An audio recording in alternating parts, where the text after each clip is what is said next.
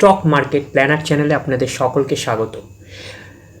Subscribe করে পাশে থাকা বেল আইকনটা ক্লিক করে অল সিলেক্ট করবেন, তাহলে আপলোডিং ভিডিওগুলোর সাথে সাথে আপনাদের নোটিফিকেশন পেতে সুবিধা হবে।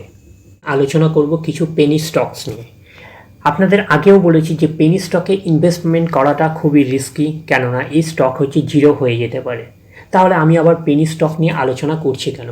পেনি স্টক নিয়ে আলোচনার একটা বিষয়বস্তু কারণ হচ্ছে আলোচনা, বিশেষ করে রিটেল ইনভেস্টরদের হচ্ছে পেনি স্টকটা তাদের খুব ভালো লাগে, যেহেতু এর প্রাইসটা কম আসে, জানে কোয়ান্টিটিটা অনেক পাওয়া যাবে। কিন্তু এই প্রসেসটা ভুল, কারণ হচ্ছে কোয়ান্টিটি নয় কোয়ালিটিতে বিশ্বাস করতে হবে। যে কোয়ালিটি অনুযায়ী যদি আপনি একটা স্টকও রেখে দিতে পারেন, সেটার ভ্যালুয়েশন কিন্তু অনেক দাঁড়াবে। এটা কিন্তু মাথায় রাখবেন। তাও আমি পেনি স্টক নিয়ে আলোচনা করছি কেন? তার কারণ হচ্ছে এটা হচ্ছে আপনাদের নলেজে দেওয়ার, এটা হচ্ছে আপনার লার্নিং পারপাসে ইউজ করবেন। এক জিনিস মনে রাখবেন যে পেনি স্টক থেকে আপনারা আর্নিং পারপাসে কিন্তু ব্যবহার করবেন না, এটা হচ্ছে লার্নিং পারপাসে ব্যবহার করবেন। যে কতগুলো পেনি স্টক বলছি যেগুলো আপনি র্যাডারে রাখতে পারেন, এটা নিয়ে আপনারা অ্যানালিসিস করতে পারেন। এটা মানে কিন্তু আপনারা ওইভাবে পারচেস করবেন না যে 10,000 টাকা, 15,000 টাকা, 1 লাখ টাকা ইনভেস্ট করেছেন, যদি লেগে গেল তাহলে হয়ে গেল, আর না হলে কিন্তু জিরো হয়ে যাবে। খুবই রিস্কি, এটা কিন্তু আপনাদের মাথায় রাখতে হবে। এটা কিন্তু আপনাদের মানে ভেরি ভেরি ভেরি অ্যালার্ট দিচ্ছি। তাহলে হচ্ছে পেনি স্টক নিয়ে যদি যখনই আমরা আলোচনা আসছে, এটা মনে রাখবেন লার্নিং পারপাসে। আপনারা কি করতে পারেন, যদি ইচ্ছা থাকে আপনারা বড় জোর 50 টাকা, 100 টাকা, 200 টাকা বড় জোর, এর বেশি ইনভেস্ট করবেন না। 100-200 টাকা ইনভেস্ট করে রেখে দিন। জানেন 100-200 টাকাও যদি লস হয় তাতে আপনাদের কিছু যায়ও আসবে না, আপনাদের ইকোনমিক্স দিকটা ড্যামেজও হবে না। 100-200 টাকা দিয়ে মানে জাস্ট লার্নিং পারপাসে, এটা থেকে আপনারা নলেজ নিন যে শেয়ারটা কী হচ্ছে, কী হতে পারে, আগামী দিনে কী যাবে। এটা থেকে আপনাদের একটা নলেজ আসবে, আপনারা একটা নলেজ গেইন করবেন। সেই কারণেই বলবো যে পেনি স্টক হচ্ছে আর্নিং পারপাসে নয়, লার্নিং পারপাস ইউজ করুন। 100-200 টাকা যদি মনে হয় সেরকমভাবে আপনারা ইনভেস্ট করে সেটাকে আপনারা দেখে আপনারা লার্ন করুন। বুঝতে পারলেন? আর্নিং নয়। তাহলে আমরা ফার্স্ট হচ্ছে পেনি স্টকে যেটা যাচ্ছি, ফার্স্ট স্টকটার নাম হচ্ছে, যেটার নাম হচ্ছে আপনারা দেখতেই পাচ্ছেন, সেটার নাম হচ্ছে ঊর্জা গ্লোবাল। ঊর্জা গ্লোবাল কোম্পানিটা কি? এটা একটা পেনি স্টক। ঊর্জা গ্লোবাল হচ্ছে আপনার ইলেকট্রিক ভেহিকেল সেগমেন্টে হচ্ছে এরা কাজ করছে। তাহলে বুঝতেই পারছেন ইলেকট্রিক ভেহিকেল সেগমেন্টে হচ্ছে কাজ করছে ঊর্জা গ্লোবাল, এটা মাথায় রাখবেন। এর হচ্ছে ম্যাক্সিমাম চার্ট প্যাটার্ন আপনারা যদি ফলো করেন তাহলে আপনারা বুঝতেই পারবেন। এই দেখুন ম্যাক্সিমাম চার্ট প্যাটার্ন দেখতে পাচ্ছেন তো কীরকম ভলেটাইল রয়েছে, কীরকম। এটা হচ্ছে তার মানে হচ্ছে 813% রিটার্ন দিয়েছে অল টাইম। এবারে এটা ভাবতে পারেন 813% মানে 8 গুণ রিটার্ন করেছে, 100% মানে ডবল। এটা খুবই রিস্কি। 1 টাকা 39 পয়সা থেকে শুরু হয়েছে, 2 টাকা 17, তার মানে 12 টাকা 70 পয়সা। খুব দেখতে ভালো লাগবে কিন্তু রিস্কি। লেগে গেলে যদি লেগে গেল, আর না হলে আপনার জিরো হয়ে যেতে পারে। এটা কিন্তু আপনার মাথায় রাখবেন। তো সেই কারণে বলছি বেশি অ্যামাউন্ট এখানে কিন্তু ইনভেস্টের কথা ভাববেন না। লার্নিং পারপাসে 100-200 টাকা নিয়ে আপনার ছেড়ে দিয়ে একটা লার্নিং করুন, দেখুন কোম্পানিগুলো কী যাচ্ছে। তাহলে বুঝতেই পারলেন যে 5 বছরের চার্ট প্যাটার্ন দেখছেন 1200%। এইসব শুনে খুবই লোভ হবে আপনাদের মধ্যে, কিন্তু বেশি লোভ কিন্তু ভালো না। বেশি লোভে কিন্তু জিরো হয়ে যেতে পারে সব কিছু, এটা কিন্তু মাথায় রাখবেন। 1 বছরের চার্ট প্যাটার্নে কত আছে? 1 বছরে হচ্ছে 58% রিটার্ন আছে। তাহলে বুঝতেই পারছেন এটা হচ্ছে ঊর্জা গ্লোবাল। এটা নিয়ে আপনারা র্যাডারে রাখতে পারেন, যেহেতু ইলেকট্রিক ভেহিকেল সেগমেন্টের এটা ফিউচার ওরিয়েন্টেড স্টক একটা আছে। এটা নিয়ে কিন্তু আপনারা স্টাডি করতে পারেন যে এটা কিন্তু আবারও আমি কিন্তু বারবার কিন্তু আবার আপনাদের রিপিট করছি যে এটা নিয়ে কিন্তু আপনারা বড় সড়ো অ্যামাউন্ট কিন্তু ইনভেস্ট করবেন না।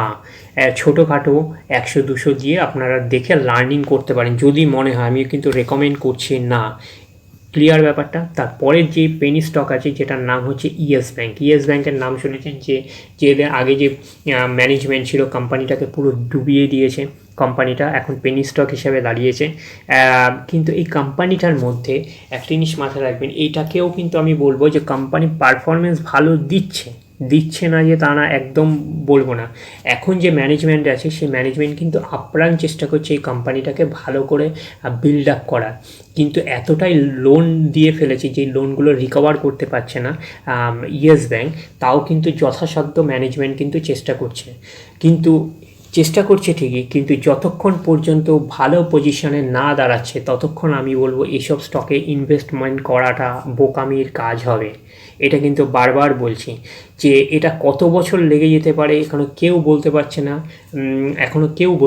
না, এটা কিন্তু মাথায় রাখবেন যে এই স্টকটাও কিন্তু আপনার যদি মনে হয় র্যাডারে রাখবেন, এটা নিয়ে আপনি কি করবেন, আর্নিং পারপাসে নয়, লার্নিং পারপাসে 100-200 টাকা ইনভেস্ট করে আপনারা ছেড়ে দিতে পারেন, দেখতে পারেন যে কোম্পানিটার অবস্থানটা কী আছে। এটা নিয়ে আপনারা অ্যানালিসিস করতে পারেন। আপনার চার্ট প্যাটার্নটা দেখেই বুঝতে পারছেন যে অল টাইম মাত্র 3% রিটার্ন দিয়েছে 2005 থেকে। আপনার চার্ট প্যাটার্ন দেখেই বুঝতে পারছেন যে কতটা উঠে কতটা ক্র্যাশ করে গেছে। আপনারা তার মানে আরও আছে ক্লিয়ার করে যাবেন, 96%-এর উপরে ক্র্যাশ করে গেছে, মানে বুঝতে পারছেন কোম্পানিটা একদম ডুবে গেছে।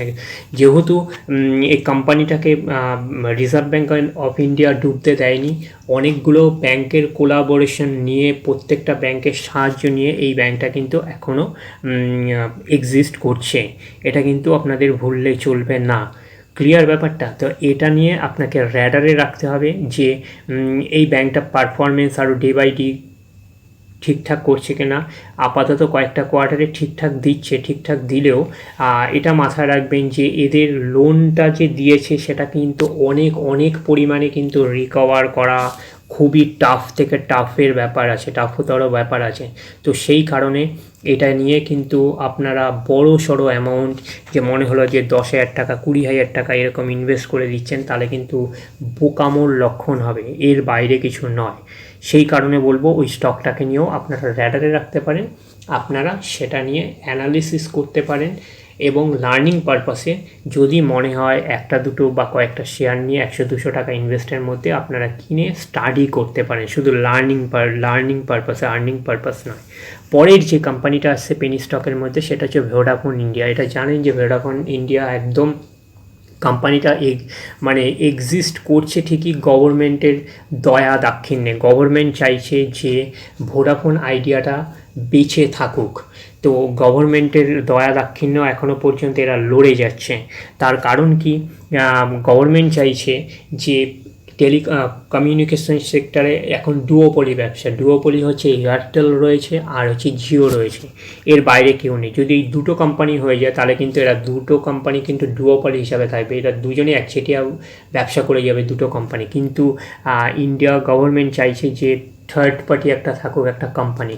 সেই কারণে কিন্তু ভোডাফোনকে বাঁচানোর এরা আপ্রাণ চেষ্টা করছে, এটা কিন্তু মাথায় রাখবেন। এদের ম্যাক্সিমাম চার্ট প্যাটার্ন আপনি দেখলেই বুঝতে পারবেন যে মাইনাস হচ্ছে প্রায় 83%-এর মতন নেগেটিভ রিটার্ন আছে অল টাইম। তার মানে বুঝতেই পারছেন যে পারফরমেন্স কী আছে। তার মানে বাঁচার লড়াই, ভোডাফোন আইডিয়ার হচ্ছে বাঁচার লড়াই চলছে এখানে।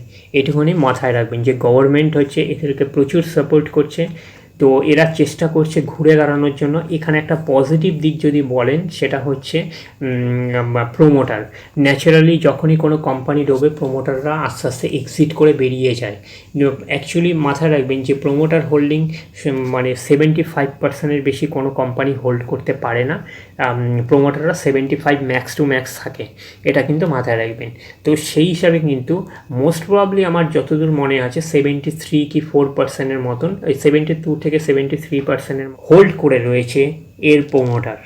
ভোডাফোন আইডিয়ার প্রোমোটার কিন্তু হোল্ড করে রয়েছে। সেই হিসাবে বলবো ইনি খুব অনেস্ট পার্সোনালিটি, সেই কারণে ইনি কিন্তু এক্সিট করেনি। অন্য কোম্পানির প্রোমোটার হলে, যে কোম্পানি যখন ডুবছে তখন তারা কি করতো, যে 75% যদি তাদের স্টেক থাকতো আস্তে আস্তে বেচে দিয়ে এখন দেখতেন জিরো স্টেক হিসাবে দাঁড়াতো। কিন্তু ইনি কিন্তু সেই জিনিসটা করেনি, ইনি কিন্তু এখনও পর্যন্ত হোল্ড করে রয়েছে, ওনার একটা অনেস্টি রয়েছে। তাহলে বুঝতে পারছেন তো এই বিল্ডারজির এইটা একটা ভালো অবদান রয়েছে, যে দেখা যাক পরে এই কোম্পানিটা ঘুরে দাঁড়ায় কিনা। কিন্তু বিভিন্ন সোর্সেস থেকে খবর আসছে যে এরা টার্গেট করছে যে ইনভেস্টমেন্টের জন্য বড় কোম্পানিকে টার্গেট করছে। যদি কোনো বড় কোম্পানি এদেরকে ইনভেস্ট করে তাহলে এদের কিন্তু আরও ঘুরে দাঁড়াতে সুবিধা হবে। এটা কিন্তু এরা চেষ্টা করছে, এদের ম্যানেজমেন্ট কিন্তু এটা নিয়ে চেষ্টা করছে। তো সেই কারণে আমি বলবো যে যেহেতু এই কোম্পানির বাঁচার লড়াই, সেই কারণে কিন্তু এখানে আপনারা একদমই হচ্ছে আর্নিং পারপাসে স্টকটার দিকে ভাববেন না, লার্নিং পারপাসে ভাবুন। যদি মনে হয় 100-200 টাকা ইনভেস্ট করে নিয়ে ছেড়ে দিতে পারেন, দেখুন কোম্পানিটা কী যাচ্ছে, কোম্পানির গ্রোথ আছে কি না, এইটা কিন্তু আপনারা মাথায় রাখতে পারেন। এই 3টে পেনি স্টক নিয়ে আপনারা র্যাডারে রাখুন, এটা নিয়ে আপনারা ডিসকাস করতে পারেন, এটা নিয়ে আপনারা স্টাডি করতে পারেন, ঠিক আছে। তো 100 থেকে 200 টাকার মধ্যে বেশি ইনভেস্ট করবেন না, তাহলে কিন্তু বোকামোর লক্ষণ হবে। যদি ভিডিওটা ভালো লাগে তাহলে পারলে প্লিজ লাইক অ্যান্ড সাবস্ক্রাইব করবেন। ধন্যবাদ।